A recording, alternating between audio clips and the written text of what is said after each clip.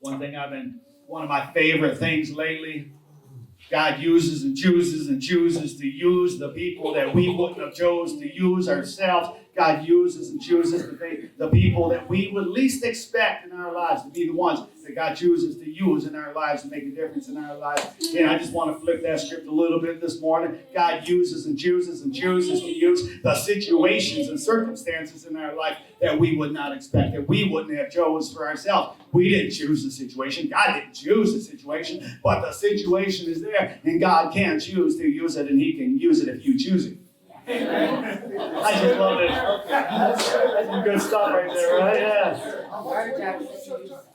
Yeah. Obviously, one thing that's been on my mind so much these past few months, and especially these past couple weeks, I got to talk about my mom again for just a minute, because she is such a testimony, such a blessing to all of us. A lot of us, I know a lot of people in this room are going through situations just the list of prayers this morning is just insane, but I know that God's got it all under control. He doesn't let go. But my mom never chose cancer. She never saw it coming. She ended up somewhere she never expected to be. She never expected that. When she got that news, it was a surprise, and that's the way a lot of our circumstances are, the way our situations hit us. I didn't see that coming. I wasn't expecting that, and obviously I never would have chose that, but it happened. God didn't choose it. God didn't do it. I don't believe that when people say that God did this or God did that or it's because of your sins or anything. I do not believe that for a second. God did not give this disease, and I'm not even going to stand here and tell you that the devil did it. I'm just saying it's part of life. These diseases come, these diseases go. It happens. But God chose to use it, and my mom chose to let God use it, because the testimony that she has now, people were telling me at the very beginning, oh man, that is a death sentence. And I said, no, let's wait and see what God has to say about that, because God's in control of this one. And just anybody that's here that don't know, it was stage 4 cancer filling up her body. And right now, she is cancer free. Hallelujah! The way she handled it, the way that she trusted God through it, and what the doctors and nurses saw. They saw her that morning before the surgery with a smile on her face. They saw her after the surgery with a smile on her face. Why? Because she got the joy of the Lord. And what does the joy of the Lord do? The joy of the Lord is my strength. That's where she got all that strength from the joy of the Lord. And she showed it. And the doctors and nurses, they don't understand. They don't know what's going on. But my mom never failed to tell them. She told them that she is trusting in God. I don't think she ever told the doctors that she trusted them. She said she trusted God.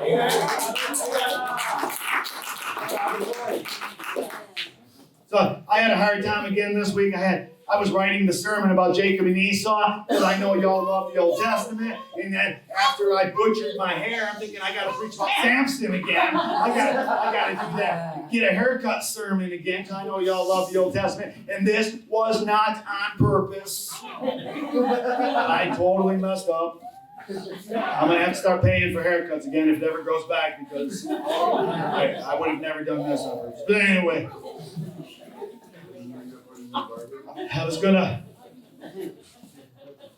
I said that this morning. I've been cutting a lot of other people's hair too. I'm fired. Not that they ever paid me anyway.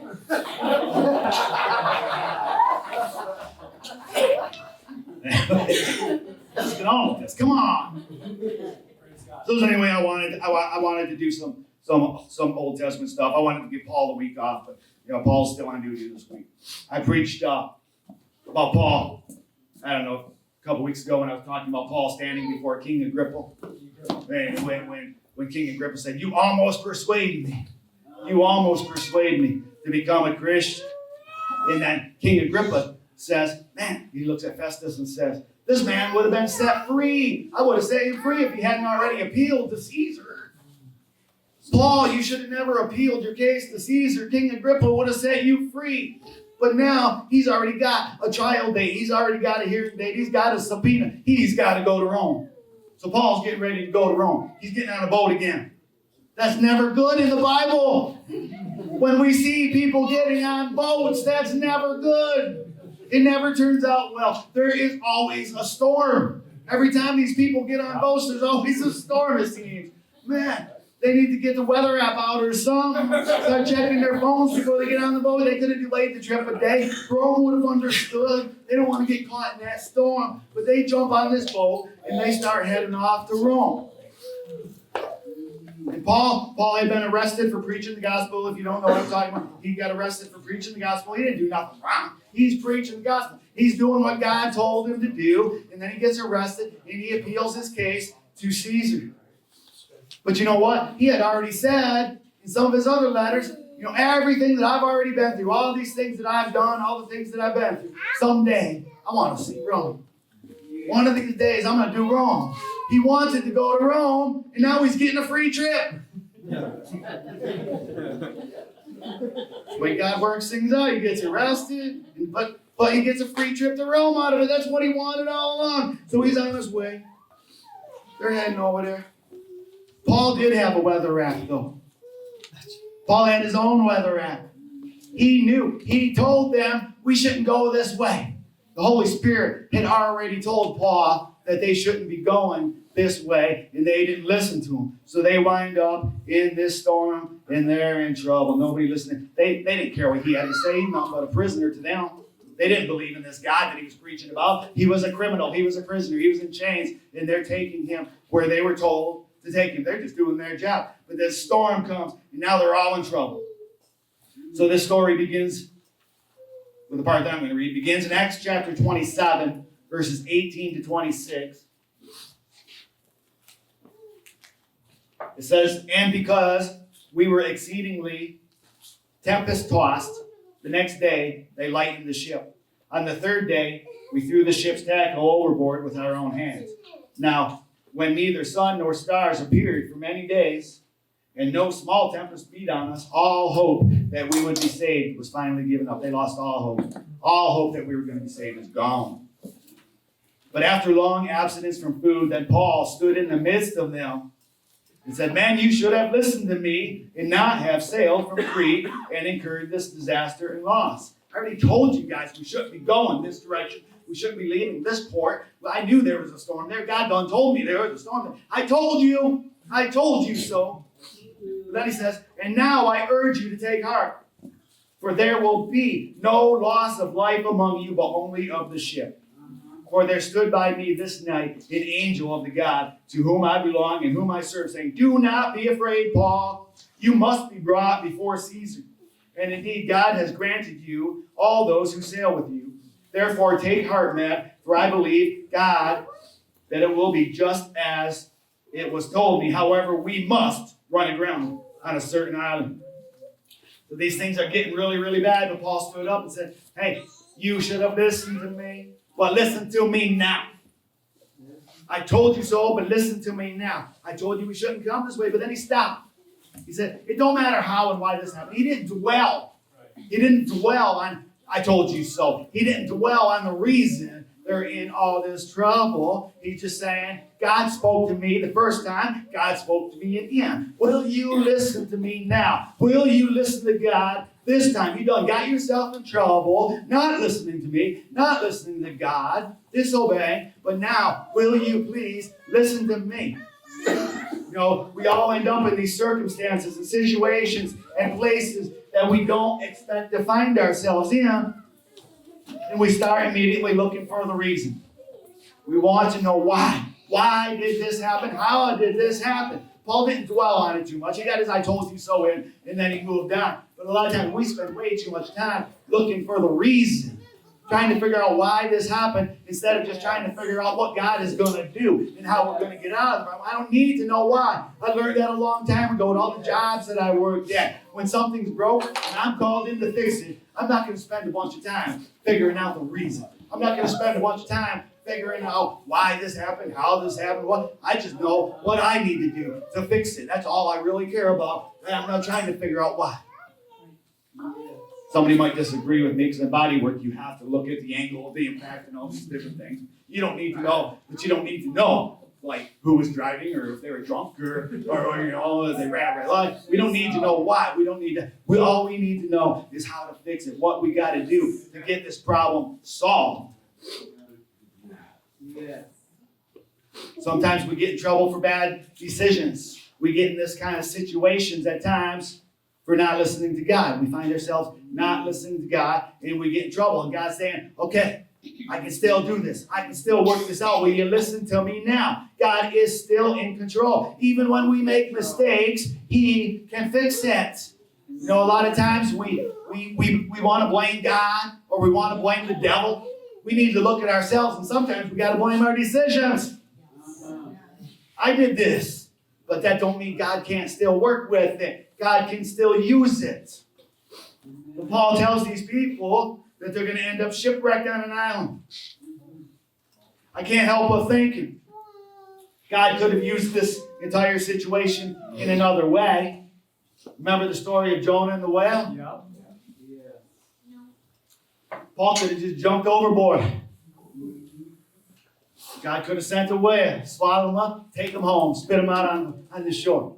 But the angel of the Lord told him, you have to go to Rome. You have to stand before Caesar, and you will get there. I'm going to get you there. But first, we're going to make a little detour. We're going to sidetrack a little bit. There's something else I got to do here. And Paul didn't even see this. He had to talk all the time about God has a plan for you. God has a plan for your life. He's the light to my path. But He doesn't always show me the whole path. He doesn't pull it up on Google Maps and let me see the entire thing, start to finish, all the twists and all the turns. He gives me a little bit at a time. And I, in faith, have to trust every step. He tells me to take 2 steps. I don't know where it's going from there, but I got to go. I got to keep moving. And He will continue to guide me and show me where He wants me to end up. Right now, He's ending up on an island. He says, you have to end up on this island. The whole ship's going to run aground on the island, but you're not going to lose any lives. You're just going to lose your boat. God was using this situation, no matter what Paul thought at that moment. God was still in charge. He had no idea. As we continue, you'll see Paul didn't know what was coming. Paul, as strong as Paul is, and as full of the Holy Spirit as Paul was, God wasn't showing him everything as it went. He was showing him as he went. He didn't show it. He didn't know. Paul didn't know. But Paul trusted God. And Paul listened to God and he told everybody else what was going to happen. And I think Paul knew the old scripture that I use all the time. God is going to do a new thing here. God is going to do a new thing. You don't have to remember the way things have been in the past. God's going to do something brand new. You just got to let Him do it. Let him use that situation. When we get in these bad situations, we have a hard time as we Christians being able to see past the situation, being able to see past that circumstance and realize that God can do it. God can use it. God chooses to use the situation if I choose to allow Him to use it. I didn't say it as cool that time, but we talked about Lazarus. I think it was last week. We talked about Lazarus a little bit, how God used that for His glory. When God raised Lazarus from the dead, He used it for His glory. When Lazarus died, He used it for His glory. In John 11:6, it says, so when He heard that he was sick, He stayed 2 more days in the place where he was. He found out Lazarus was sick, so He stayed 2 more days. He did that on purpose, so Lazarus would die. Because in verses 14 to 15, Jesus said to them plainly, Lazarus is dead, and I am glad for your sakes that I was not there, that you may believe. Nevertheless, let us go to him. I am glad. Let's go now.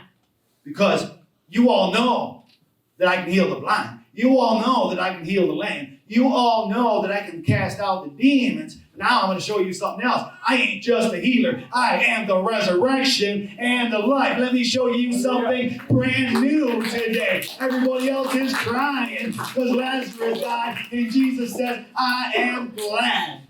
Because I'm going to show you something cool here. Check this out. Lazarus, come forth. Amen. Hallelujah. It was all for God's glory. It was all in God's time. We don't like waiting on God's time. Those 2 days had to be so hard for the girls, Mary and Martha and all that were crying over Lazarus. That had to be the longest 2 days of their lives. Come on, Jesus. Come on, Jesus, what are you going to do here? Why are you waiting? We need you right now. Jesus, I'll get there. I'll do it. I'll do it. Just let me do it my way. I know a little bit more than you do. I am the Son of God after all. It was all for God's glory and in his time. So now Paul is in this bad situation and God has a plan. God has a plan. Paul's on his way to Rome. He wanted to go, maybe not quite this way, but he wanted to go there. Now he finds himself somewhere he never expected to be. So we're going to continue in Acts chapter 27. We're going to pick up in verses 39 through 44. When it was day, they did not recognize the land, but they observed a bay with a beach, onto which they planned to run the ship if possible.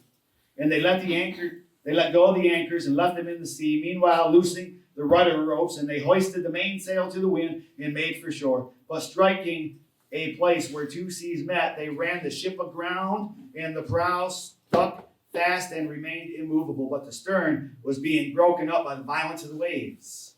And the soldiers' plan was to kill the prisoners, lest any of them should swim away and escape. But the centurion, wanting to save Paul, kept them from their purpose and commanded that those who could swim should jump overboard first and get to land, and the rest, some on boards and some on parts of the ship. And so it was that they all escaped safely to land, just like Paul done said would happen. Nobody died. Everybody made it. And they were trying to save the ship. They still weren't listening. They were doing everything they could to save the boat. But it didn't work out the way they were trying to do it. God done said the boat's going to crash. You're going to lose the boat, but you're going to keep the people.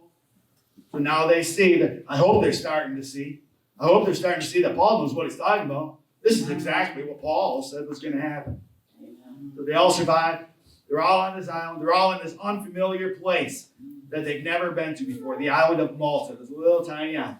They never expected to be there. They did not expect this when they first set out. When they first got on the boat and they set out, they thought they were going to Rome. They didn't know they were going to Malta. A lot of us end up, and I already preached about this a little bit, I kind of started off in the middle of my sermon. We find ourselves in Malta. We find ourselves in places we didn't expect to be. We get surprised. This ain't the way this was supposed to go. This ain't the way this situation, this ain't the way my life was supposed to go. This ain't the way this relationship was supposed to go. Things don't always go the way we think it's going to go. But now they're stuck on this island. They're stuck. Stuck. I wish my kids were here. That was one of Ethan's first words. My grandson Ethan, that was one of his first words that you could actually fully understand what he was saying. Stuck. He hates getting stuck. But even now that he's over 2 years old and he's walking, he still gets down on his hands and knees and starts crawling. And he loves putting his head right between my legs or getting his whole body right between my legs. And when he does that, I squeeze. Tease him. And he goes, stuck. You're not stuck. And as soon as he says my name, he still calls me Papo. That's only because he can't really say Grandpa yet. We're going to fix that. Papo. And when he thinks he's stuck, he doesn't know he's free. He's yelling stuck and I'm holding him, but he as free as a bird because as soon as he calls my name, I let him go. He thought he was stuck. He was never stuck. Sometimes we feel stuck. You ever feel stuck? You're not stuck. You are free. Jesus set you free. Call on his name. You ain't stuck. They feel stuck right now. They feel stuck on a deserted island. They have no idea what's going on. But they're just as free as the day they set sail. They're free.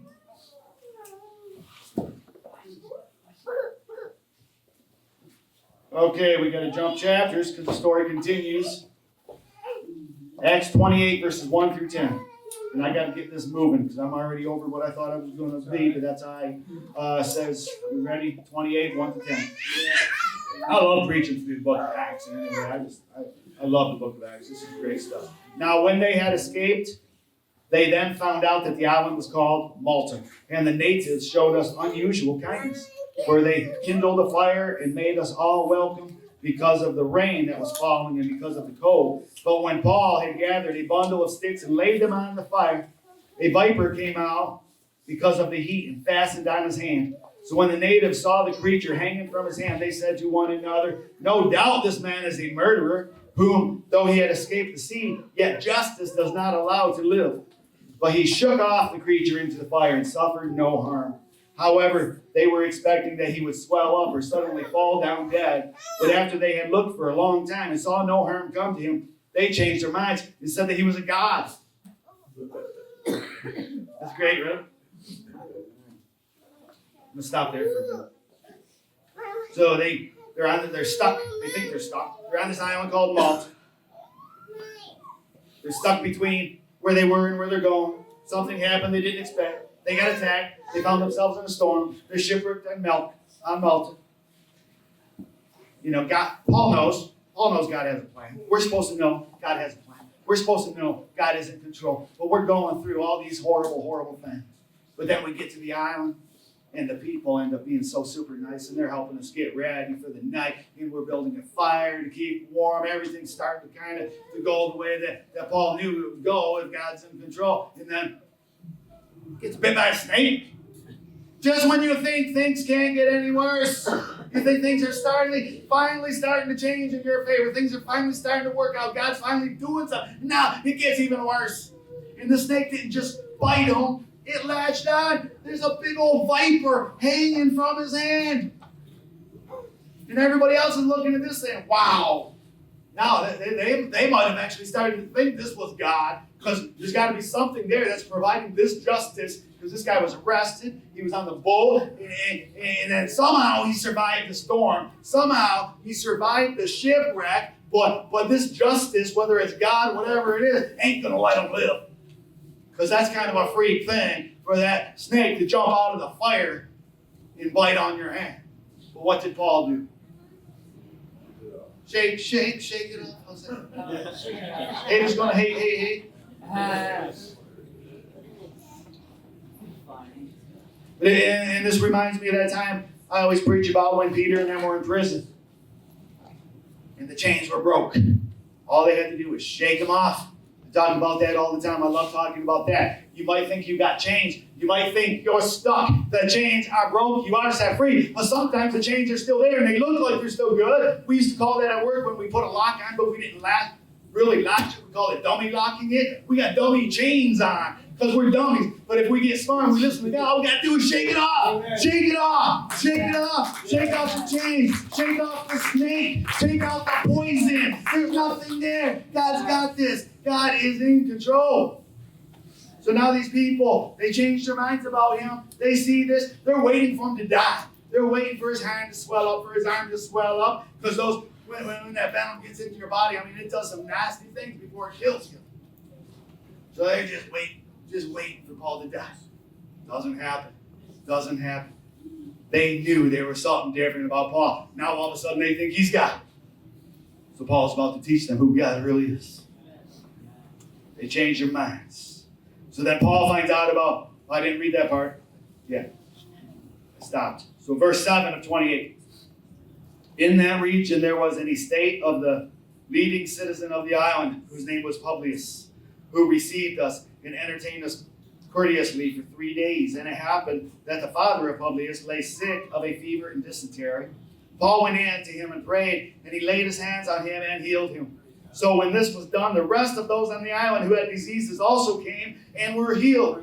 They also honored us in many ways, and when we departed, they provided such things as were necessary. They got hooked up and sent on the way with everything that they needed, food and everybody else. But all this time, they thought they were in trouble. They didn't understand why they were getting in the storm, why the shipwreck, and all these things. But now they're really starting to find out. When they were looking for the island to run aground onto, they were trying to save themselves. They thought they needed Malta, but Malta needed them.